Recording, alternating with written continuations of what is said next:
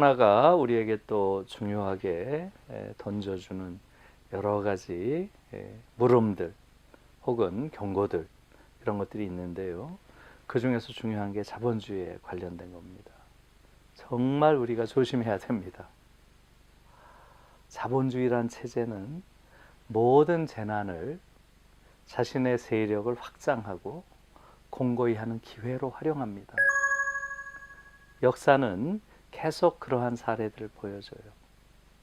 거기에 대한 각별한 경계가 필요합니다. 여러분, 지난번에 소위 IMF라고 하는 외환위기 속에서 우리는 엄청난 경제적 재난을 겪었습니다. 그 재난을 극복하는 과정에서 자본주의는 아주 놀라운 새로운 어떠한 것을 가져왔죠. 그게 뭐예요? 비정규직이라는 겁니다. 그 전에는 비정규직이라는 용어조차 없었어요. 그런데 그 재난을 극복한다고 하는 그 과정을 활용해서 비정규직이라고 하는 아주 독특한 노동 유형을 끌어들여서 자본과 노동 사이의 긴장을 노동과 노동의 긴장으로 환치시키는 놀라운 재주를 보여줬어요. 그 고통을 지금 모든 사람들이 느끼고 있습니다. 이러한 일을 요번에 이 코로나라고 하는 생태적 재난 혹은 생물학적 재난, 전염병의 재난 속에서도 우리가 경계해야 됩니다. 저는 뉴노멀이란 말 속에 또 다른 자본의 음모 같은 걸 느낍니다. 이게 뉴노멀이 되면 안 돼요. 모든 사회적 약자들은 결국은 사회적 거리를 없앰으로써 사회적 결속과 연대를 통해서만 자신을 주장할 수 있습니다. 지금 소위 뉴노멀이라는 이름으로 이루어지는 소위 사회적 거리두기라는 것, 이것이 새로운 정상성이 되면 자본의 장악력은 더 커집니다.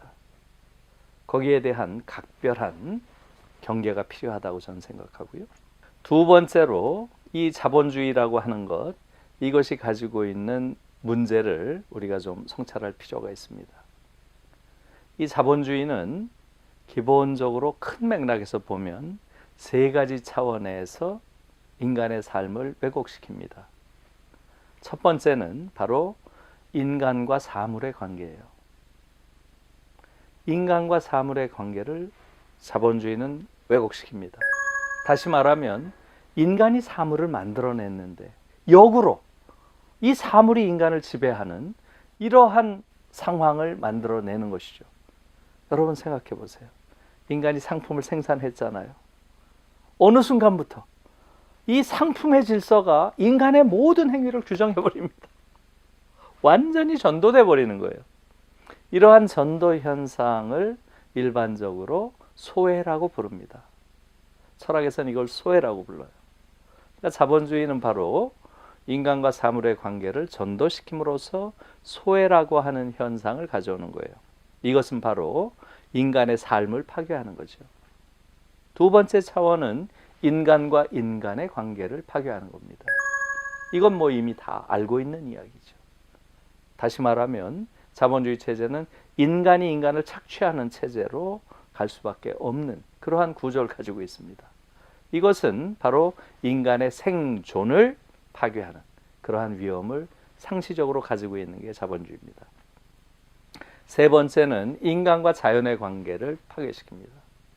끝없이 자연을 파괴하는 이런 체제라는 것이죠. 그렇게 해서 바로 인간 생명의 그러한 전제를 파괴하게 되는 거죠. 그래서 저는 자본주의는 기본적으로 인간과 사물의 관계를 왜곡시켜서 인간의 삶을 파괴하고 인간과 인간의 관계를 결국은 왜곡시켜서 인간의 생존을 파괴하고 인간과 자연의 관계를 결국은 왜곡시켜서 인간의 생명을 파괴하는 그러한 체제라는 거죠. 그렇게 보면 삶, 생존, 생명을 파괴하는 거죠.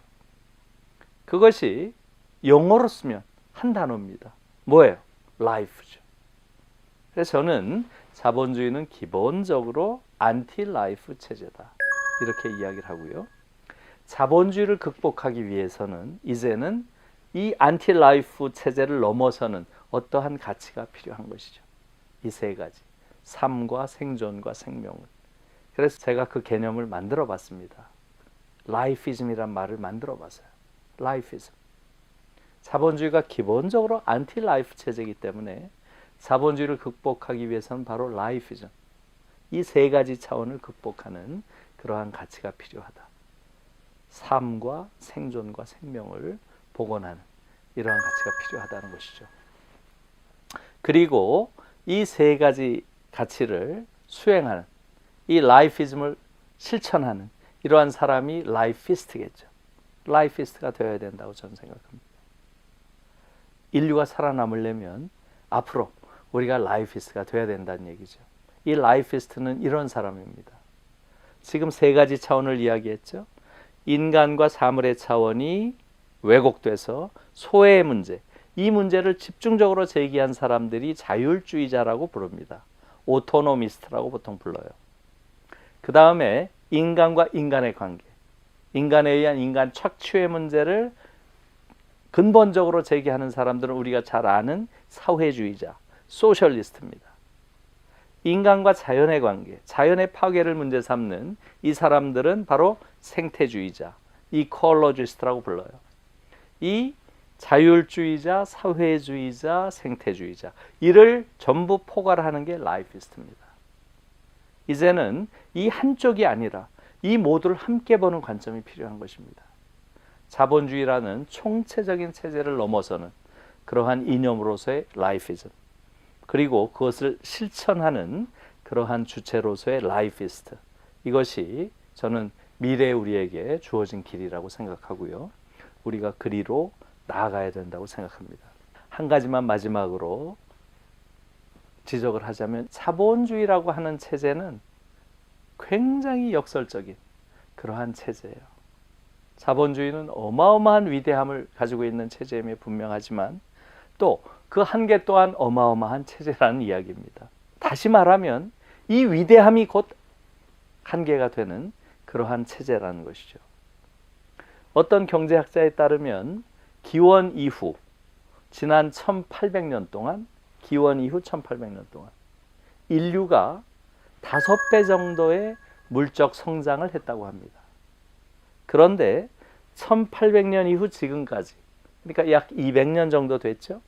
다시 말하면 자본주의가 본격적으로 작동하기 시작한 이후에 인류가 몇 배 정도 발전을 했을 것 같아요? 물적으로?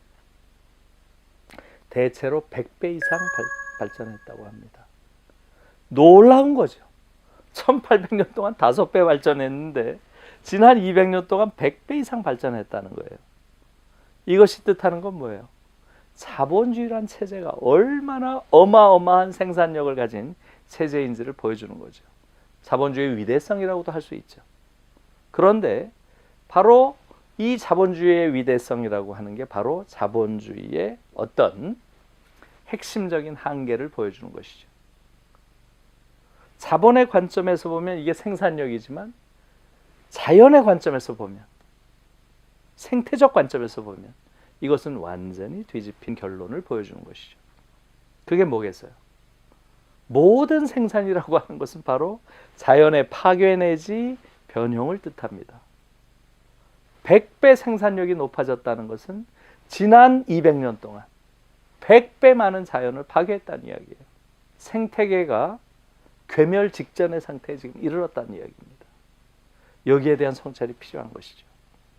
다시 말하면 지금과 같은 형태의 발전이라는 것은 사실은 지구 종말로의 발전이고요. 지금과 같은 방식의 성장이라고 하는 것은 결국은 지옥으로의 성장일 수 있다는 것. 이런 데 대한 새로운 인식이 이제는 필요한 겁니다.